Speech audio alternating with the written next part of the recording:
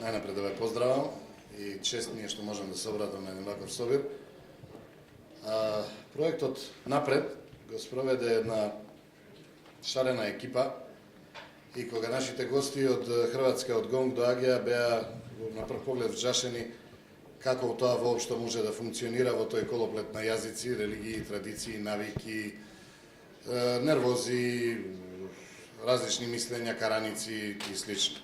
Пред секое тргнување на пат делуваме класично, балканско, импровизаторски, меѓутоа и овие 200 страници се најдобар доказ дека сето тоа што го работевме изминатата година извонредно функционирало.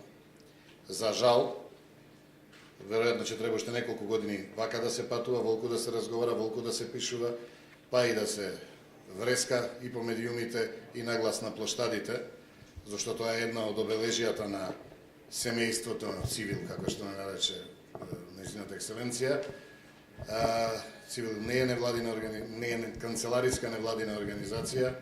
Цивил е организација која дури и некои од колегите од невладиниот сектор ја нарекуваат прашинарска. Меѓутоа, овој лист го земав не за да читам од него, ама навистина не можам сите имиња да ги запамтам. Ова е дневен распоред.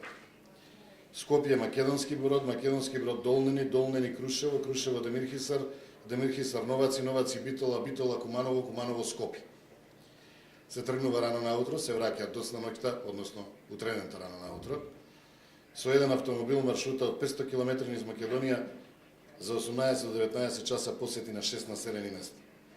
Во секоја од тие места средба се представници на политички партии, пресконференција за активности на Цивил Центар за слобода, средба со представници на владиниот сектор и, она што е за нас и најинтересно, средба со луѓето на улиците на плоштадите.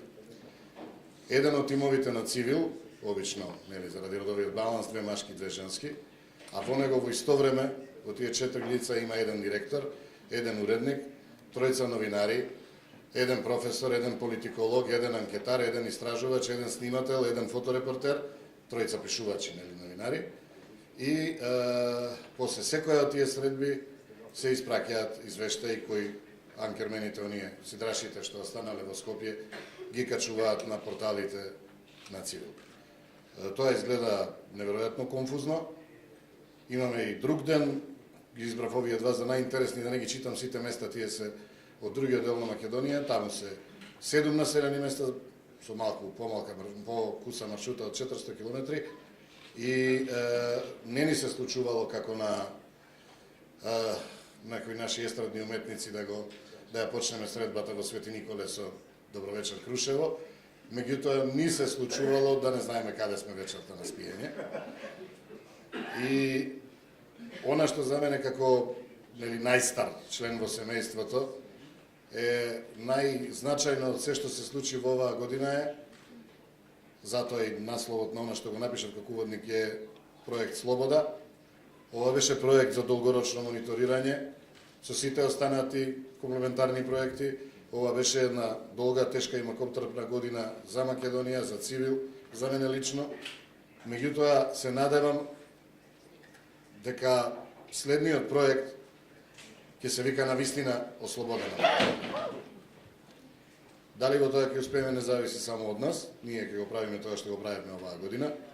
Јас пред се и над се сакам да се заблагодарам на сите со кои соработувавме, значи од оние кои проценија дека со грант треба да ни помогнат, од нашите соговорници во сите општини во Македонија и во некои од местата за кои повеќето од членовите на екипите на Цивил првпат во животот стапнаа, и оние кои ги пренесуваа текстовите од порталите на Цивил, значи колегите во останатите медиуми кои доаѓаа на нашите пресконференции.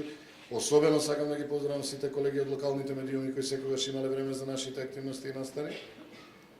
И сакам да им се заблагодарам на помладите колеги на тоа шарено и исчашено семејство Цивил, со кои дневно разменуваме од една страна искуство, од друга страна елан и желба за работа, и со кои во оваа година ги исполнивме оние 3 во 1 наши определби во секој од проектите што ги работиме, особено во овој тежок, долг проект Форвард, активизам, журнализам, и она што одамна за жал исчезнато во Македонија, идеализам.